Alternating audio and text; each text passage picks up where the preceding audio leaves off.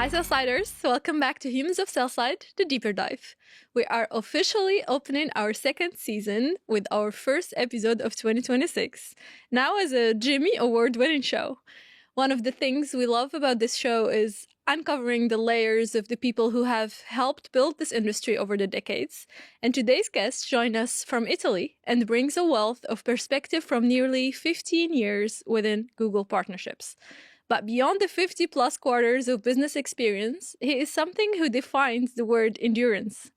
Whether that's navigating a late in life discovery about how his myth works or his mind works, or testing the absolute limits of human stamina in the Sahara Desert, we are here to talk about the long journey, the gifts of neurodiversity, and what it means to keep moving forward. Please welcome Emanuele Gallozzi. Benvenuto to Humans of Sellside. Thank you for taking the time to join us today.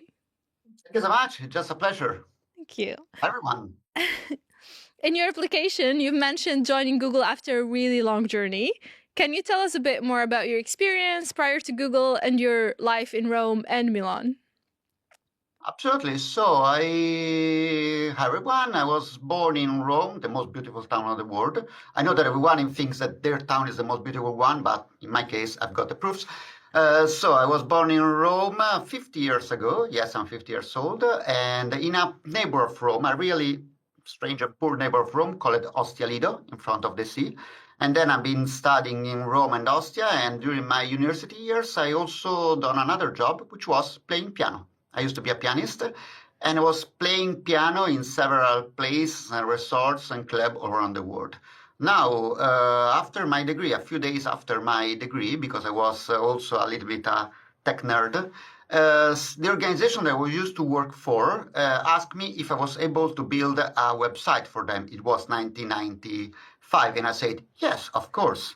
I didn't know absolutely what to do, but I just pretended I was 25, and you must be audacious at that age. So I bought a book about FrontPage, the software that was used at that age for making websites. I made that website in 1 week, and then I worked for them as digital manager. Then I was hired by another tourism company called lastminute.com as marketing manager. Then I launched the website subito.it in Italy, the Adevinta branch of Italy. And then I joined a selection for Google, and here I am. And about Milan, during those activities, I moved to Milan for the same reasons why everyone moves.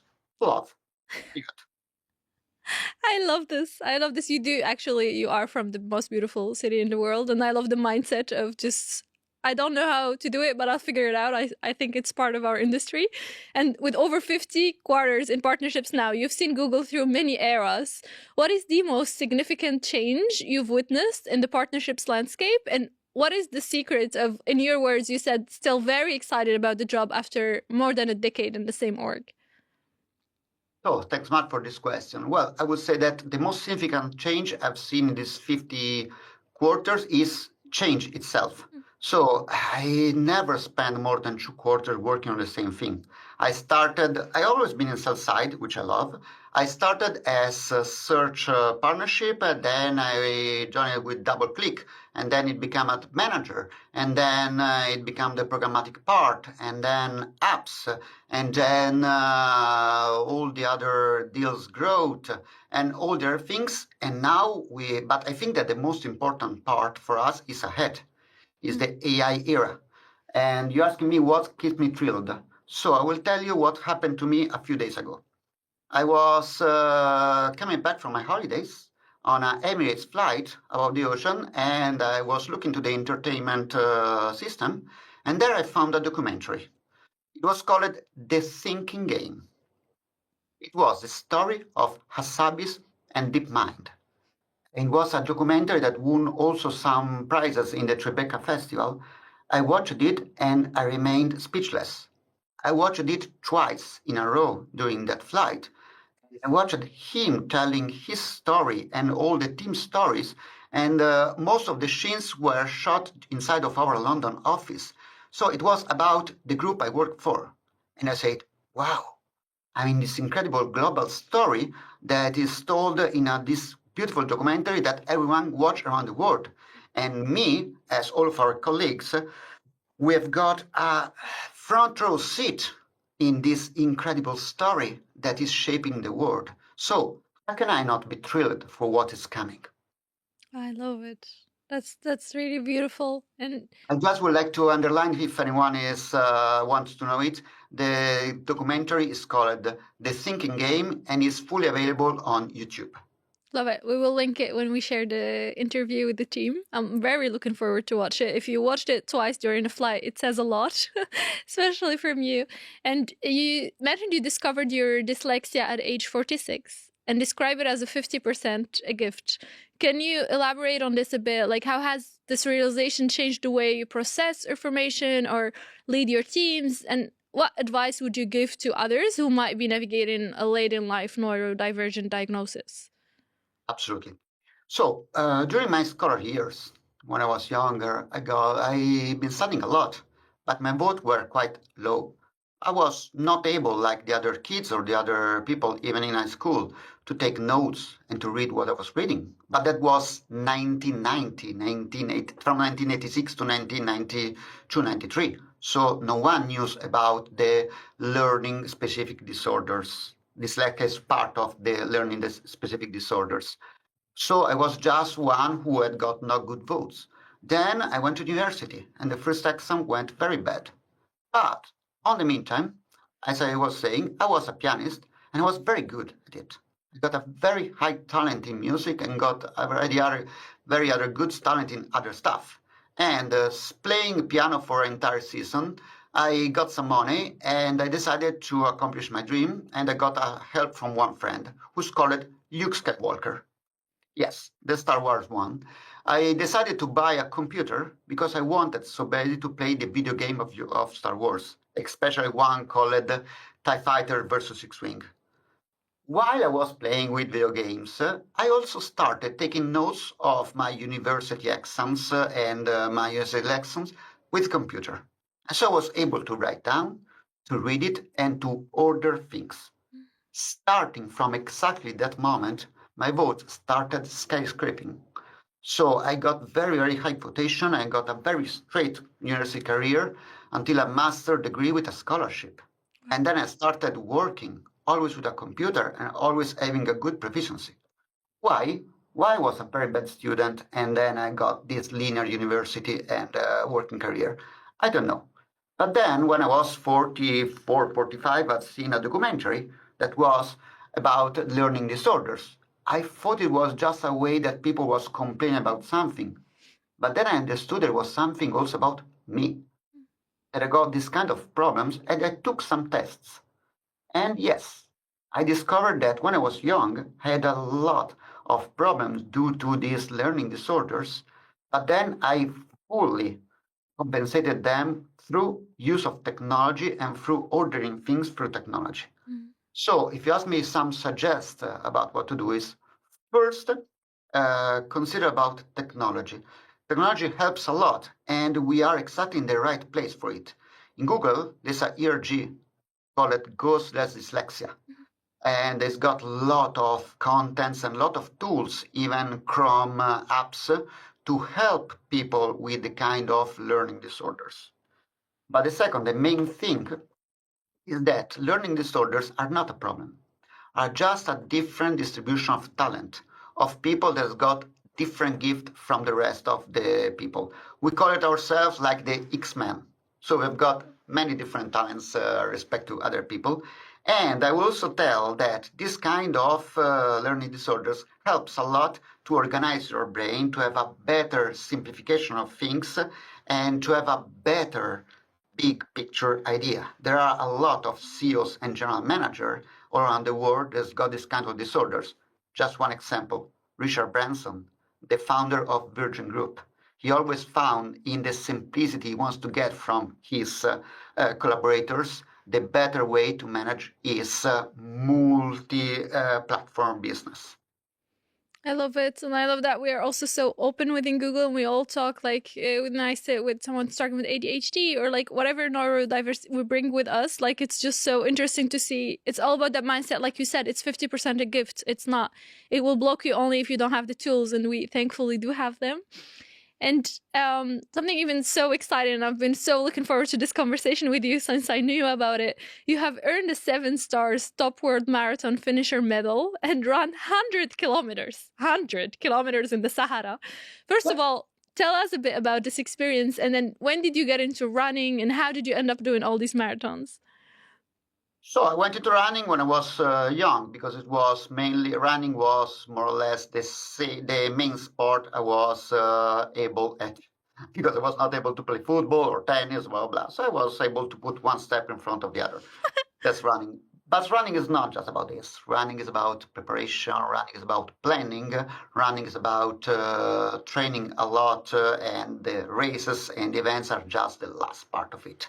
What I love about running is that I've been really fortunate to be able to join incredible running and endurance event all around the world to make this experience. So running always brought me to places that maybe I would have never visited without running. I'll make some example. I ran a half marathon in Jerusalem. I've been running and swimming in Australia, or been running, for example, the North Korea marathon. Yes, North Korea, not South Korea.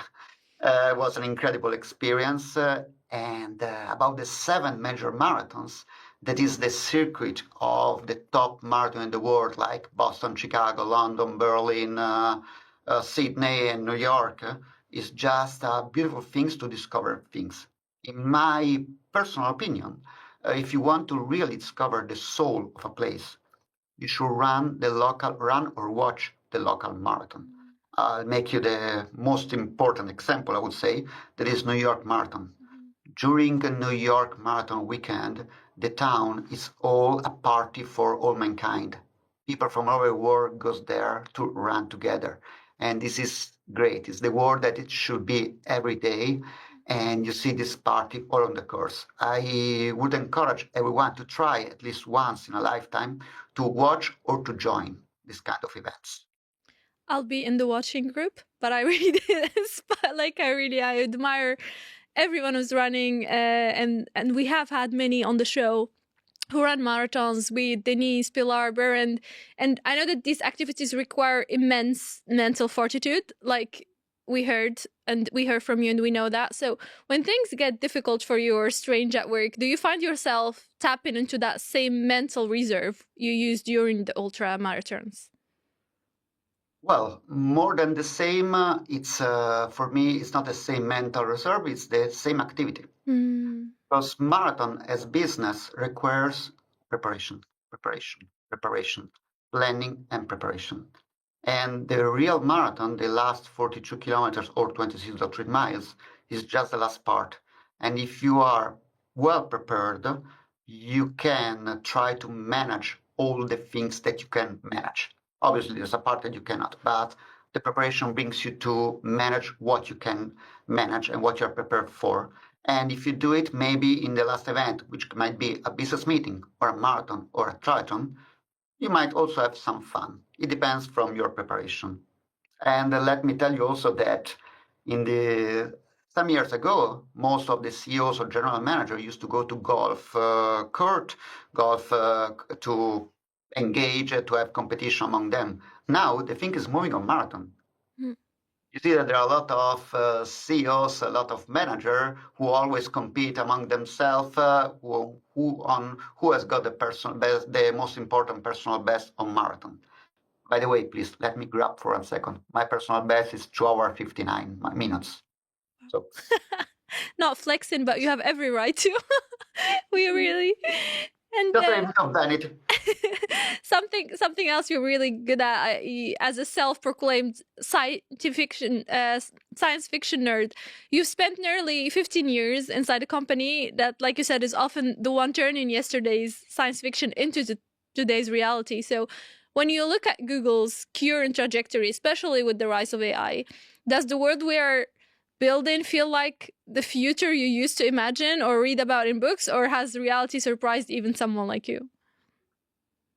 So, in my experience, in what I see day by day and what I see on MoMA, especially, the Google DNA is full of science fiction. There are a lot of things that maybe a lot of people don't know about what Google is doing for the science fiction. You told me about AI. There are incredible examples in science fiction of the development that AI is taking now. I make some example.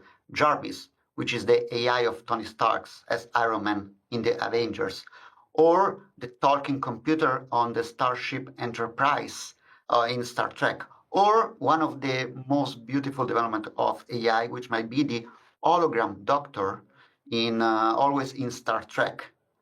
These are the development point of AI, where AI might bring us in a few years and maybe later in some other stuff. I will tell you also something that not everyone knows. One of our most beloved tool that we've got in Google, which is Prosper, goes just Prosper, the one that we use to see our payments, comes from science fiction. It's the Vulcanian salute when Mr. Spock used to say, everyone, live long and prosper. Wow. So we are full of science fiction in Google. So mind-blowing. This question isn't a surprise to any Sellsider by now who watches the show. So what is your favorite thing about being part of the Sellside team? Well, it's too easy, but it's people. And when I say it, I really mean. So I'm always speechless about the great culture, the preparation, the humbleness, and the kindness of all of my colleagues in Sellside over Google. But I would say that Sellside people has got a special place in my heart. It's very, very hard to find some Sellside people together and not to learn something from them.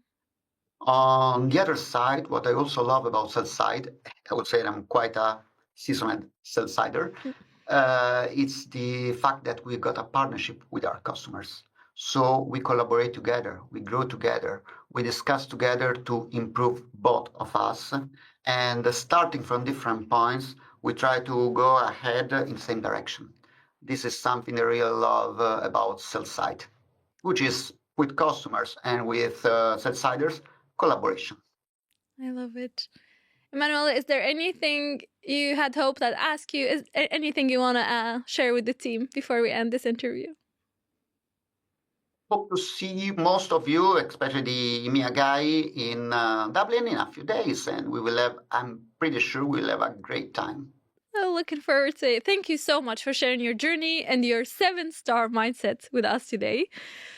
What stands out to me from our conversation with Emanuele is the idea that the long journey is as much about looking inward as it is about moving forward, whether it's finding the mental reserve to cross 100 kilometers of Sahara sand or reframing a late in life diagnosis as a unique gift.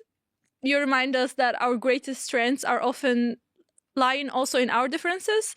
And your story is really a testament to the fact that longevity in this industry isn't just about hitting targets. It's about grit and empathy and the unique perspective we bring to the table every day. So thank you so much for being you and for being part of the Sellside.